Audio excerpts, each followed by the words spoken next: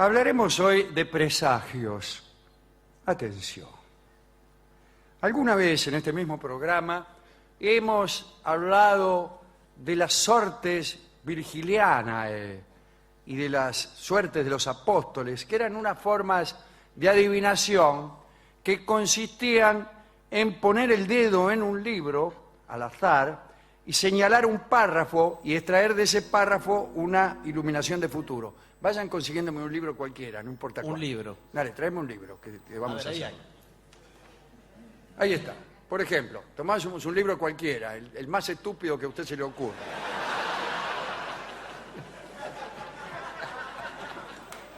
Entonces, abre el libro así al azar, pone el dedo y dice: ¿no han venido los actores?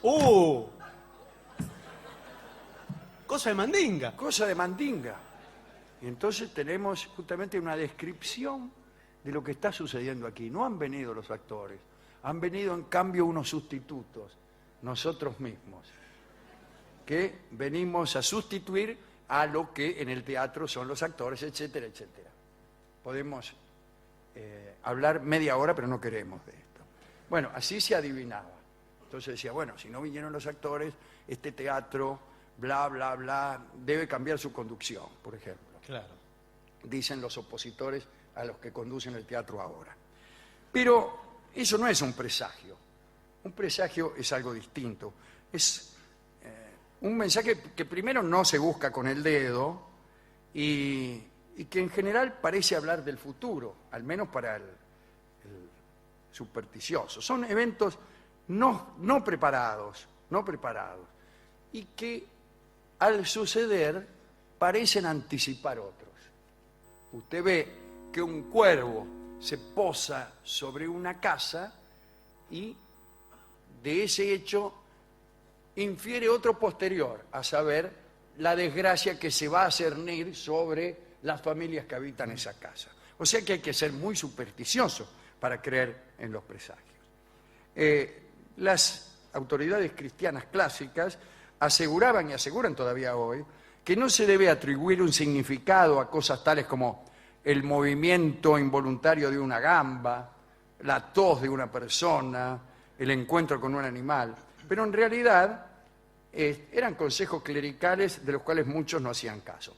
En la Edad Media, por ejemplo, los viajeros, al ver pasar de izquierda a derecha una corneja graznando, esperaban hacer un buen viaje. Ver una corneja graznando era un indicio de buen viaje. O una corneja graznando que pasa de izquierda a derecha, pues tendremos un buen viaje, decían. Cuando se llegaba a casa de un enfermo, si el caminante encontraba una piedra en el camino, la daba vuelta y se fijaba si había debajo de ella algún animal vivo. Si encontraba un gusano o cualquier insecto, pensaba que era presagio de que el enfermo sanaría. Si no se encontraba nada, pensaba que era presagio de que el enfermo moriría. Tal vez por eso la mayoría de los enfermos de la Edad Media morían. Solo por la escasa población de animales debajo de las piedras de los caminos. Incluso los médicos, antes que estudiar medicina, preferían repartir insectos en la parte de abajo de las piedras de los caminos que conducían a las casas de los enfermos. Quienes acompañaban a Carlomagno, digo ya en otro orden de cosas, con él mismo, eran enormemente sensibles a los presagios. 3 años antes de la muerte de Carlomagno, aseguraban que había comenzado a manifestarse, o que habían comenzado a verse, infinidad de signos excepcionales que no dejaban lugar a dudas acerca de la proximidad de la muerte de Carlomagno. Todo el séquito de Carlomagno ya tenía para sí que el instante decisivo de la muerte de este hombre era inminente. Parece que apareció una mancha en el sol, parece que un pórtico se había derrumbado y les dio a entender la inminencia de esta muerte. Se incendió un puente en Maguncia. Bueno, qué duda cabe entonces. Hubo un accidente de equitación. Una inscripción honorífica presentaba muy deteriorada la palabra príncipe. Bueno, ¿qué pensaron los tipos? Se nos muere Carlomagno. El mismo Carlomagno no hizo caso de aquellos presagios ¿De qué manera podría hacer caso?, pregunto yo. Bueno, muriéndose. Consideró con desprecio aquellas creencias o fingió creer que no aludían a él. Debe ser algún otro, dice él, ¿no? Sin embargo, eso no impidió a Carlomagno que tomara la precaución de hacer un testamento. Poco después de estas señales, casi como certificando la perspicacia de algunos, Carlomagno murió. No se establece si aquellos presagios continuaron después de la muerte de Carlomagno. Esto podría ser interesante, dar lugar a una nueva institución, que no sería ya el presagio, sino del postsagio. Es decir, señales que aparecen, señales de la muerte de Carlomagno que aparecen después. Claro. Y dicen, ¿viste? ¿Qué te dije? No, eso no es un presagio. Claro, Por ejemplo, estas mismas cosas, se borra el nombre de Carlomagno. Un presagio. Esos son los éxitos fundamentales de los adivinos de estos tiempos, constituyen adivinanzas o aciertos hechos después que se muere un tipo. Se va a morir fulano. Se va a morir fulano o no se muere. Pero después que se murió, dice, yo ya lo había dicho. Claro. Bueno, no importa. Otra cosa que parece que en la antigüedad auguraba mala fortuna eran los tropiezos. Cuando Julio César desembarcó en África, tropezó y se cayó de cara al piso, se cayó. Se produjo al respecto un intenso debate entre los generales para ver si aquello era o no una señal nefasta. Y finalmente decidieron quedarse, no le fue tan mal porque conquistaron Egipto, destronaron a los Ptolomeos, etc. Otro tropiezo inicial fue el de Guillermo el Conquistador, que en 1066 desembarcó en Inglaterra y también se cayó de Bruces Willis. Sí. Y todos dijeron que era una mala señal, pero él mismo, Guillermo, dijo que no, que había querido tomar aquella nueva tierra con las manos y con la frente. Pero parece que un tiempo más tarde volvió a caerse y otra vez parece que volvieron a considerar que era una mala señal hasta que se enteraron que no era una mala señal, sino que era la muerte misma. O sea, se había caído y se había matado, lo cual era al mismo tiempo el presagio y el cumplimiento. Claro. El símbolo de la cosa.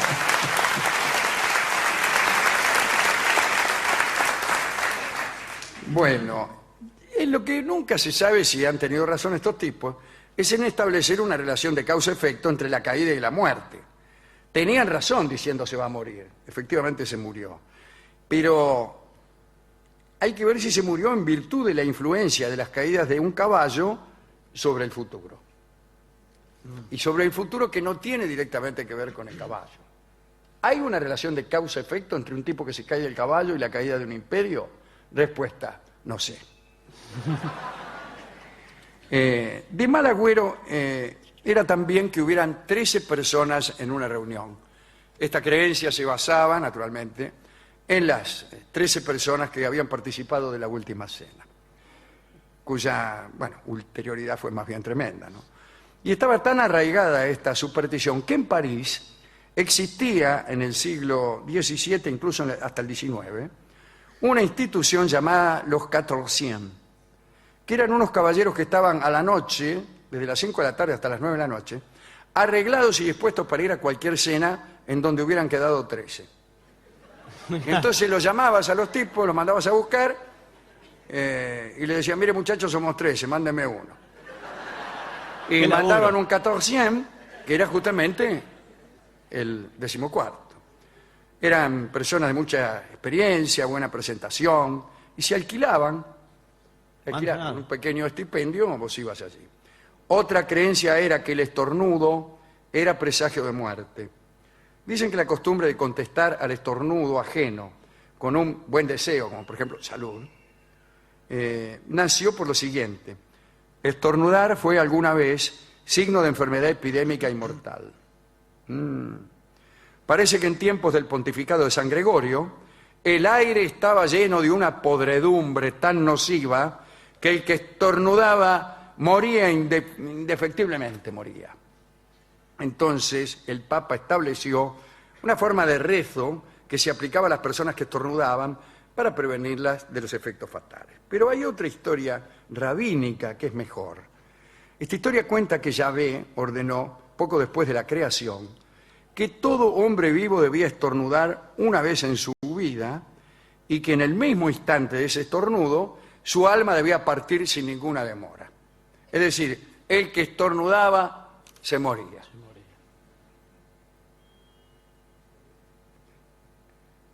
A Jacob no le gustó esto, esta forma tan precipitada de dejar el mundo, y le pidió a Dios el favor de que los hombres fueran exceptuados de aquel único estornudo mortal y que pudieran estornudar tantas veces como quisieran sin caer redondos.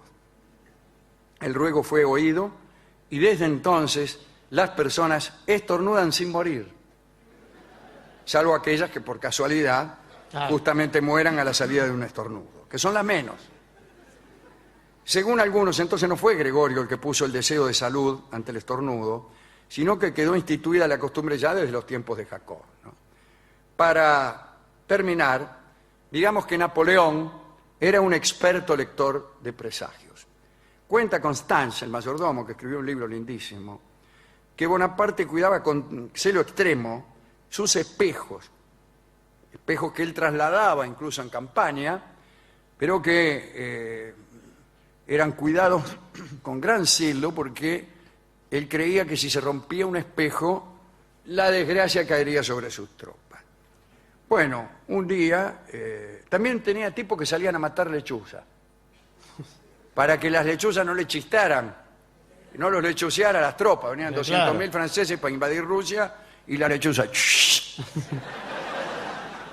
Y Napoleón, Cruz Diablo, con una gran 7. No, para evitar eso, mandaba a la vanguardia a un batallón de exterminadores de lechuzas que las mataba todas para que no anduvieran lechuceando. Cambio lechuza portero, gritaba. Bueno, parece que en una de sus campañas en Italia se le rompió el vidrio de un retrato de Josefina. Él llevaba un retrato, Josefina, la mujer estaba en París, se le rompió el vidrio. Entonces tuvo miedo y no descansó hasta que Josefina viajó hasta donde él estaba, lo cual era 100.000 veces más peligroso que dejarla en París. Claro. Hizo 2.000 kilómetros a caballo, nada más que para tranquilizar al tipo que había roto un vidrio. Bueno, estas son algunas de las supersticiones relacionadas con presagios. A mí me gusta mucho el presagio en la obra artística, es decir, uno empieza a leer un libro y sucede algo que debe alertarlo al lector. Y si no despierta su alarma en ese momento, despertará su agrado intelectual cuando algo suceda. Por ejemplo, al principio del libro, un cuervo se posa sobre la casa de una familia. Y entonces, cuando ocurra algo en esa casa, nos acordaremos del cuervo. Y hay presagios más complejos, que no se sabe si son de buena o mala suerte, y que son piezas sueltas que el autor o el poeta deja caer en un momento, y que van a encontrar su verdadero lugar, Fausto o infausto, en la novela o en el poema, cuando la segunda cosa aparezca. El presagio, en realidad, consta de dos partes. Una es el presagio propiamente dicho, y la otra es el rebote del presagio, es el eco del presagio que se da con el cumplimiento, o mejor todavía, con el cumplimiento retorcido del presagio, con el cumplimiento tramposo del presagio. Es el uso clásico de la promesa de los dioses. Los dioses prometen algo, y cuando se cumple mal, se cumple metafóricamente, se cumple tramposamente, imperfectamente. Y ese presagio, el presagio artístico, me gusta mucho. También hasta puede ser hasta en la música puede haber un presagio. Un pequeño acorde que está ahí, no se sabe por qué, después aparece de nuevo. Es un llamado en una de esas, que después es el tema central de una melodía y el oyente dice, ah, pero ya me lo había anticipado este hombre. Qué suerte que existe ese tipo de relación poética, que es la mejor forma del presagio. Yo recuerdo una historia que contamos mucho aquí, que es la historia de la muerte de Catalina de Médici, a la que le habían pronosticado que iba a morir en las proximidades de Saint-Germain. Entonces, cuando se sintió enferma, primero, después de eludir durante toda su vida ese barrio, cuando se sintió enferma se fue lo más lejos que pudo de Saint-Germain. Ya se consideraba a salvo, pero vino un médico a atenderla, la tipa se sentía mal, el médico la atendió con muchísimo afán, y ella le preguntó cómo se llamaba para agradecerle. Y él le dijo, Saint-Germain, señora. Y ella, a los 10 minutos, murió. Era una persona seria. Si usted hace esa premonición al principio de la obra, suponiendo que esta fuera una obra, cuando aparezca el doctor Saint-Germain va a decir, oh. Bueno. No es indicado un presagio en un radioteatro de esos que duran 3 años, porque cuando se cumplen ya cambiaron los actores, el presagio no puede ser muy anterior, no puede tardar millones de años en cumplirse. Y es mejor tampoco que no se cumpla al minuto. No, por eso ponen muchos presagios. Claro, bueno, hay algunos. Dice, bueno, si tiene, a mí me gustan los presagios de inmediato cumplimiento, pero a mí, porque soy una persona ansiosa, muy ansiosa. Yo quiero que los vaticinios se cumplan ya. Por ejemplo, voy a una bruja, ¿no? Y me dicen, usted va a tener una vida muy feliz, muy feliz. Ah, bueno, muchas gracias. Dame 50 pesos. Y me voy a mi casa y al rato la llamo. Claro. Le digo, escúcheme, ¿Y? estoy sentado acá. ¿Qué pasa? Ah, bueno. La verdad le digo que no me siento muy feliz. Bueno, me dice, pero espere. Justamente, esa es la base de la infelicidad. Claro. Esperar. No, tiene que salir a vivir, viva. No. Viva. Bueno, que viva ya. Bueno, ¿a quién dedicar todo esto? A todas las personas que hacen cumplir sus propios presagios. Quizá mediante la voluntad o mediante el talento, lo que sea. Que son ellos su propio presagio. Personas que son, o por su fortaleza, por su belleza, por su determinación, presagios de ellas mismas. Entra la tipa y usted dice, acá va a pasar algo.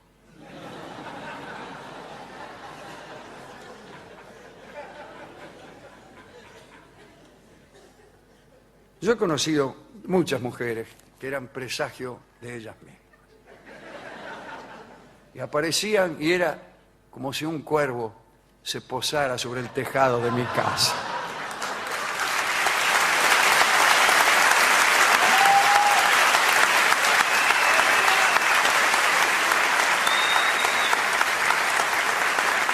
Hemos ido a la discoteca y le pregunté qué disco de los que él tenía, al discotecario, ¿no?